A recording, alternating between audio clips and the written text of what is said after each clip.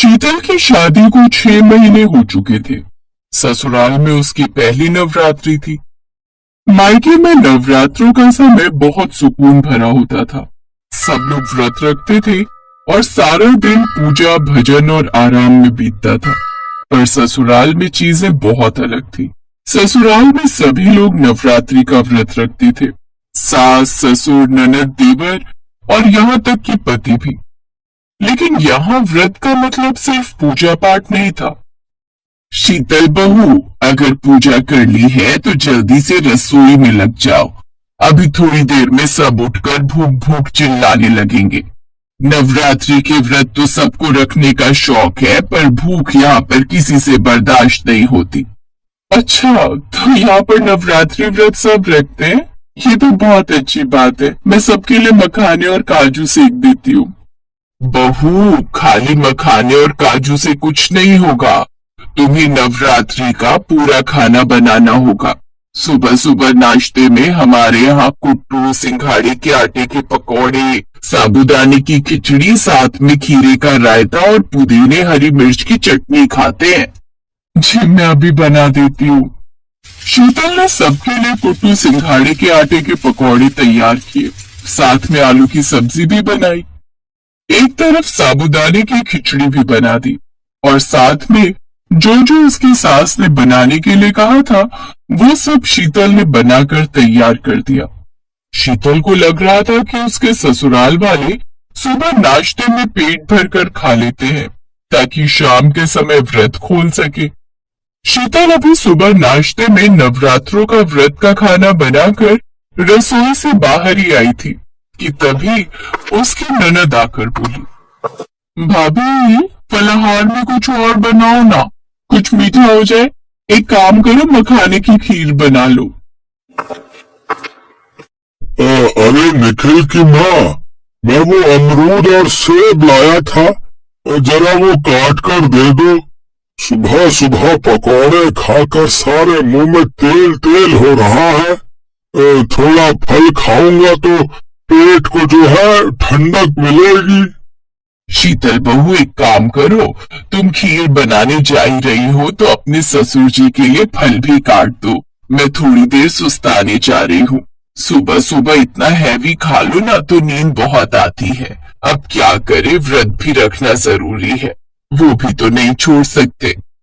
शीतल चुपचाप सुन रही थी और देख और समझ भी रही थी कि उसके ससुराल में नवरात्रों में व्रत का खाना ऐसे ही खाया जाता था। जीती रहो बहू, सदा खुश रहो। अरे उर्मिला जी, दुर्गा मंदिर में आज से कीर्तन प्रारंभ हो रहे हैं। नई बहू को भी यहाँ के मंदिर के कीर्तन में लेकर जरूर आना। इसी बहाने हम भी बहू के मुंह से एक भजन सुन लेंगे। तो बहू आओगी ना? जी आंटी जी, मुझे तो वैसे भी नवरात्रि के पर्व पर भजन कीर्तन सुनने का भी और गाने का बहुत शौक है। मम्मी के घर तो हम घर पर कीर्तन करते ही थे। यही तो मौका होता है जब हम माँ दुर्गा की भक्ति में लीन होते हैं, उनकी पूजा करते हैं, उनमें ध्यान लगाते हैं। कितने अच्छे संस्कार हैं बहू के, बहुत अच्छी बात है। बहू, नवरात्रि में माँ दुर्गा का भजन कीर्तन करने से माँ दुर्गा बहुत प्रसन्न होती हैं। अच्छा उर्मिला, समय पर पहुंच जाना। हाँ हाँ, चिंता मत करो जानकी बहन, मैं और बहू दोनों कीर्तन में समय पर पहुंच जाएंगे। शाम के 4 बजे शीतल अपनी सास के साथ पड़ोस के दुर्गा मंदिर में कीर्तन में चली जाती है। पर कुछ देर बाद ही उसके मोबाइल पर घर से फोन बजने लगते हैं। हेलो शीतल भाभी, साबूदाने की खिचड़ी सारी खत्म हो गई थी क्या? रसोई में कहीं नजर नहीं आ रही। मैंने फ्रिज भी चेक कर लिया, बहुत तेज भूख लगी थी। हेलो, हाँ वो तो सुबह ही खत्म हो गई थी। बस हम थोड़ी देर में आ जाएंगे, फिर शाम का व्रत का खाना मैं बना दूंगी। आलू उबाल कर आई हूँ। हेलो कोमल, मुझे तुम्हारी आवाज नहीं आ रही है। हेलो। शीतल का फोन कट जाता है। अब उसके पति निखिल का फोन बजने लगता है। हेलो, हाँ शीतल, कहाँ पर हो? हेलो निखिल जी, मैं मम्मी के साथ दुर्गा मंदिर में कीर्तन में आई हूँ। बोलिए क्या हुआ? अरे मैं वो पूछ रहा था कि व्रत में पेठे की मिठाई खा लेते हैं ना? जी खा लेते हैं, और कुछ? नहीं, मेरे को ऑफिस के पास वाले मंदिर से प्रसाद मिला था, तो मैंने सोचा तुमसे पूछ कर खा लूं। अरे बहू, अब फोन को छोड़कर एक दो भजन भी गा दो। तुम तो कह रही थी कि तुम बहुत भजन गाती हो, पर तुम तो जब से आई हो तब से फोन में ही लगी हुई हो। शीतल बहू, फोन को बंद कर दो और एक भजन गा लो, नहीं तो ये सब शोर मचा देंगी। लगातार बजते फोनों की वजह से शीतल बहुत परेशान हो रही थी। खैर, उसने एक भजन दुर्गा माँ का गाया। सबको शीतल की आवाज बहुत सुंदर लगी। शीतल भी माता रानी के भजन गाकर बहुत खुश थी। कुछ देर बाद जब कीर्तन का भोग पड़ा तो शीतल घर पर पहुंची। मैं तो आलू की सब्जी बनाने के लिए आलू उबाल कर गई थी, पर सारे आलू कहाँ गए? भाभी, वो मैं जब सूखे आलू बना रही थी तो सब बोलने लगे कि हम भी खाएंगे।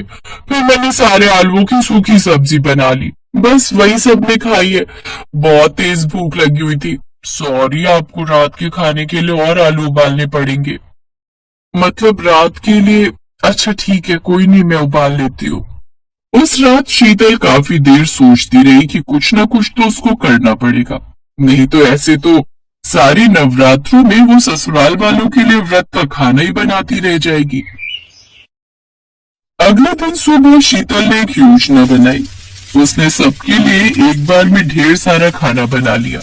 साबूदाने की खिचड़ी, कुट्टू सिंघाड़े के पकौड़े, आलू की सब्जी, मखाने की खीर और फल। जब सब साथ खाने बैठे तो उसने कहा, ये सारा खाना पूरे दिन के लिए है, जो जब चाहे खा सकता है, लेकिन अब बार बार कुछ नया नहीं बनेगा। मैं पूजा के लिए मंदिर जा रही हूँ, अब शाम को ही व्रत का खाना बनाऊंगी। मुझे लगता है किसी को मेरी इस बात से कोई एतराज नहीं होना चाहिए। बहू, तुमने बिल्कुल सही किया। व्रत का असली मतलब यही है कि मन को संयमित रखना, न कि बार बार खाने की फरमाइश करना। तुम सब भी शाम के समय मंदिर होकर आना, माँ दुर्गा का आशीर्वाद प्राप्त करना। नवरात्रि में माँ दुर्गा की आराधना करने से वो हमें संयम और आत्मविश्वास प्रदान करती हैं। भाभी, मैं भी आपके साथ मंदिर चलूंगी। मैं तो भैया के साथ आऊंगा। अरे उर्मिला, एक काम क्यों नहीं करती? नवरात्रि के शुभ दिन चल रहे हैं, शीतल बहू की भी इस घर में पहली नवरात्रि है। क्यों ना हम घर में माता रानी का कीर्तन रखवाएं? कैसा रहेगा? विचार तो बहुत अच्छा है। मैं आज ही जानकी बहन को कीर्तन की मंदिर वाली मंडली के लिए बोल देती हूँ। बहू भी बहुत ही अच्छे भजन गाती है। घर में नवरात्रों पर खूब रौनक जमेगी। मम्मी, कीर्तन में व्रत का खाना बनेगा ना? क्योंकि व्रत रखकर भूख बहुत लगती है। मेरा मतलब है, हम व्रत का फलाहारी भोजन।